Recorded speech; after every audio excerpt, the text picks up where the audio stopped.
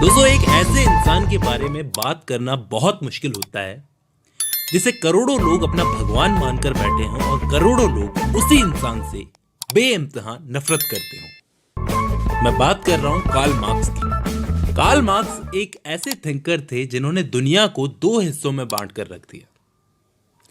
इस इंसान को समझने से पहले आपको अपने दिमाग की खिड़कियां खोल लेनी चाहिए और अपने इमोशंस को उन्हीं दिमाग की खिड़कियों से बाहर फेंक देना चाहिए। मैं आज आपको मार्क्सवाद के बारे में बताने जा रहा हूं। कार्ल मार्क्स के अकॉर्डिंग मार्क्सवाद क्या है?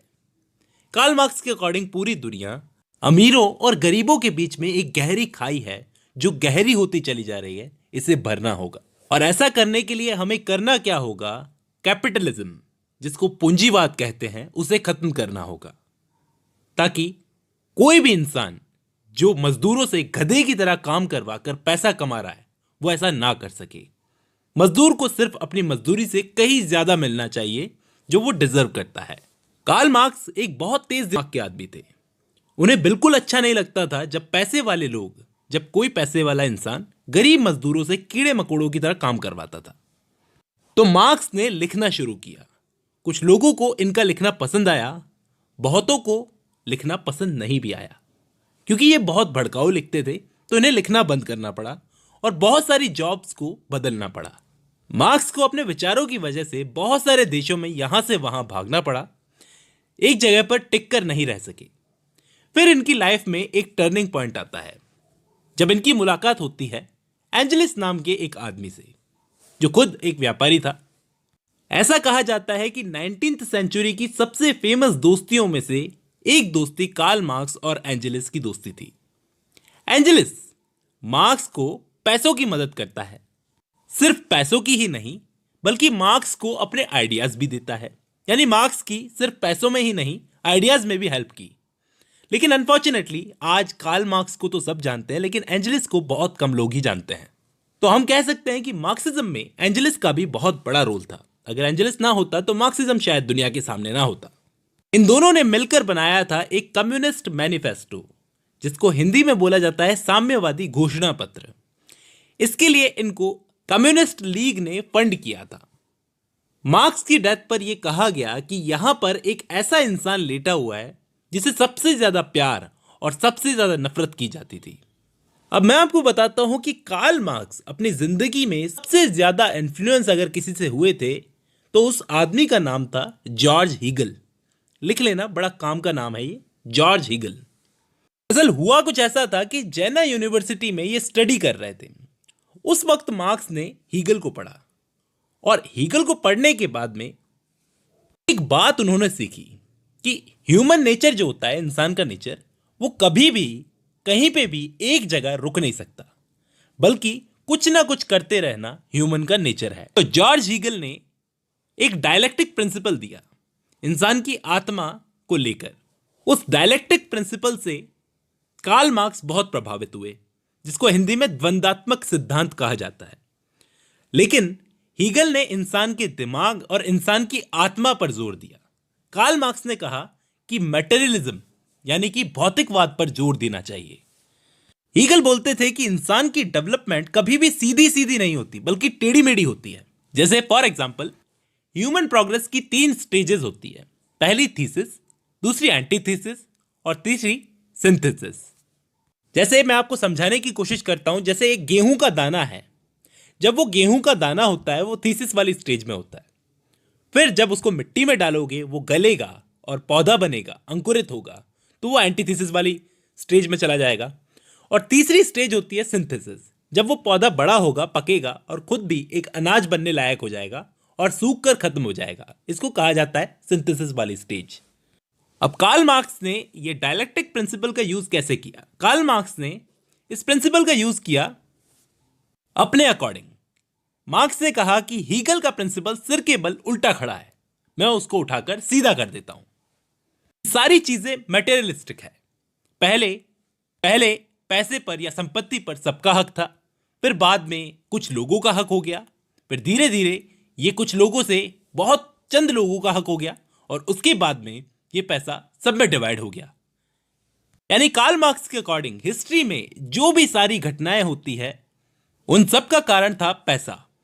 पैसा कहीं ना कहीं हर चीज को प्रभावित करता है कार्ल मार्क्स के अकॉर्डिंग। हिस्ट्री में पैसे की 6 स्टेजेस आएंगी, जिसमें से 4 आ चुकी हैं और 2 आने वाली हैं, जब पैसा अलग अलग हाथों में जाएगा, जिसे इकोनॉमिक डिटर्मिनिज्म कहा जाता है। पैसा अलग अलग हाथों में गया है और जाता रहेगा। तो मैं आपको 6 स्टेजेस के बारे में बताता हूं। सबसे पहले प्रिमिटिव कम्युनिज्म, जब पूरी दुनिया पहले वाली स्टेज में थी, प्रिमिटिव कम्युनिज्म वाली स्टेज में, जब इंसान पत्थर के औजारों का इस्तेमाल करता था और सारे इंसान जंगली जानवरों से बचने के लिए ग्रुप्स बनाकर रहते थे। उस वक्त पैसा क्या होता था?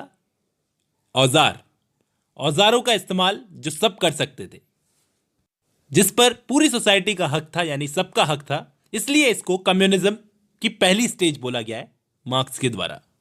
फिर आई दूसरी स्टेज, स्लेव सोसाइटी, जिसके अंदर स्लेव्स बनाए गए, दास प्रथा कहा जा सकता है जिसको, जिसमें जो पैसा क्या होता था?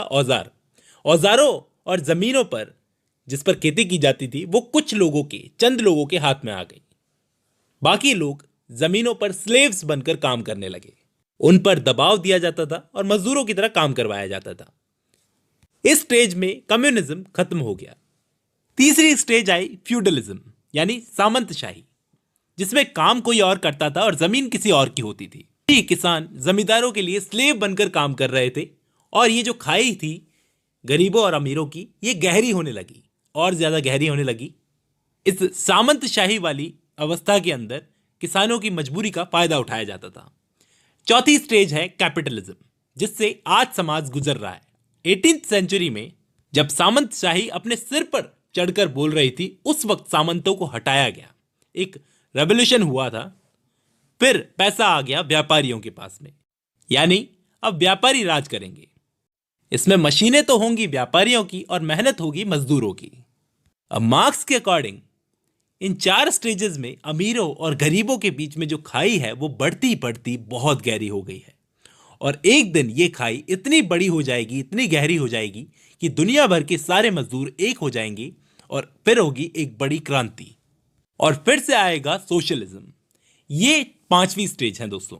5वीं स्टेज, मजदूर पूरी दुनिया पर राज करेंगे। कार्ल मार्क्स के अकॉर्डिंग सारे मजदूर एक हो जाएंगे, एक क्रांति करेंगे, जिसके बाद में मजदूर ही पूरी दुनिया पर राज करेंगे। कोई भी पैसे वाला नहीं होगा, सब बराबर होंगे। क्योंकि ऐसा इसलिए होगा क्योंकि उस वक्त गरीबों की, यानी कि मजदूरों की तादाद बहुत ज्यादा बढ़ जाएगी और वो परेशान होकर क्रांति करेंगे, उन्हें करनी ही पड़ेगी। पैसा कुछ % लोगों के पास में होगा और उनसे छीन कर सब में बराबर बांट दिया जाएगा। अब मार्क्स ने क्रांति को जरूरी बताया है। वो कहते हैं कि क्रांति जरूरी होगी। वो इसलिए बोला है क्योंकि पैसे वाले लोग खुद कभी भी अपनी इच्छा से अपना पैसा नहीं देंगे, उनसे छीनना पड़ेगा। एक बहुत ही फेमस स्लोगन है कार्ल मार्क्स ने दिया था, workers of the world unite, कि विश्व के मजदूरों एक हो जाओ और खत्म कर दो इस कैपिटलिज्म को। और फिर उसके बाद में 6ठी स्टेज ये होगी, 6th स्टेज ये होगी कि फिर से कम्युनिज्म आ जाएगा।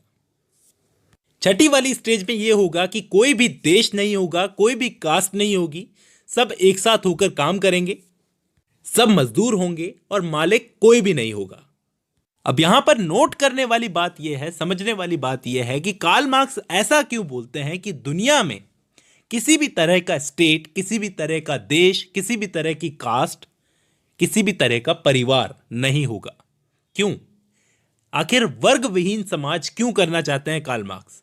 कार्ल मार्क्स के अकॉर्डिंग ये सारी चीजें पैसे वालों के लिए ही बनाई हुई है, पैसे वालों के द्वारा, क्योंकि ताकि वो लोग गरीबों को बहला सकें, ताकि हर कोई अपने ग्रुप को बेहतर बनाने की होड़ में ध्यान भटकाए रखे।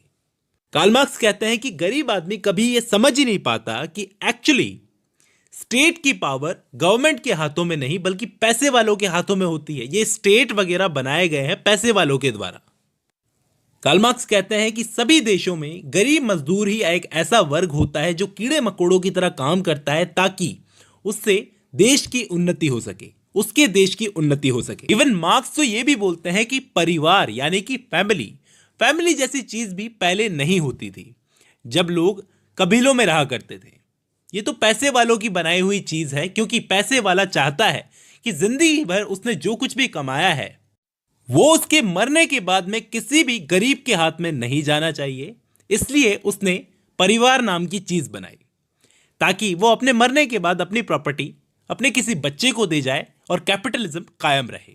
और एंड में मार्क्स के अकॉर्डिंग गरीब और अमीर की खाई इतनी ज्यादा बढ़ती जा रही है कि एक दिन ये खाई इतनी बड़ी हो जाएगी कि क्रांति होकर रहेगी, जिसे कोई नहीं रोक सकता। भले ही आप इसको नकार लो, लेकिन इसे रोक कोई नहीं सकता, क्योंकि पैसे वाला कभी भी अपनी इच्छा से अपना पैसा नहीं छोड़ेगा।